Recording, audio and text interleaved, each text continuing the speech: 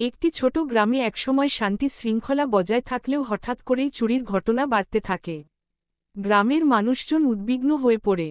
রাত হলেই একের পর এক বাড়িতে চুরি হচ্ছিল। কেউ বলতে পারছিল না চোর কে। লোকজন পুলিশে খবর দেয়। পুলিশ থেকে পাঠানো হয় একজন চৌকস অফিসার ইন্সপেক্টর রবিন।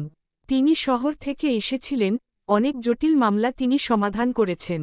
গ্রামে এসেই তিনি তদন্ত শুরু করলেন। রবিন প্রথমে গ্রামের সবাইকে জিজ্ঞাসাবাদ করেন। প্রতিটি ঘটনার প্যাটার্ন খুঁজে বের করার চেষ্টা করেন।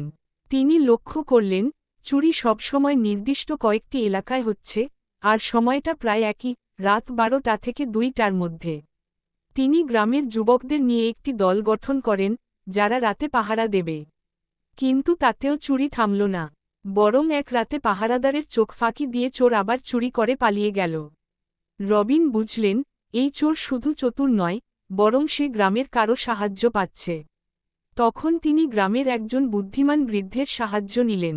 বৃদ্ধ বললেন, যে এত ভালোভাবে পালাতে পারে, সে হয়তো আমাদের মধ্যেই আছে, আর সব খবর আগেই পেয়ে যাচ্ছে। এই সূত্র ধরে রবিন সবাইকে নিয়ে একটি পরিকল্পনা করেন।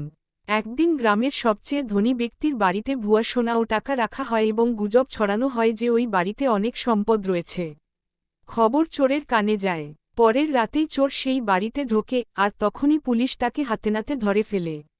চোর আর কেউ নয়, গ্রামেরই এক তরুণ, রাহুল, যে বাইরের মানুষদের মতো আচরণ করত, কিন্তু গ্রামের সবকিছু তার নখদর্পণে ছিল। সেই স্বীকার করে, রাতের বেলায় পুলিশ পাহারা শুরু হওয়ার পরও সে নিজেরই বাড়ির পেছনের গোপন রাস্তা দিয়ে পালিয়ে যেত।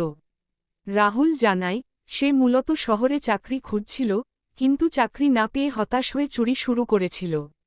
শুরুতে ছোটখাটো জিনিস নিত, পরে বড় চুরি করতেও সাহস পায়। পুলিশ তাকে আইনের হাতে তুলে দেয়।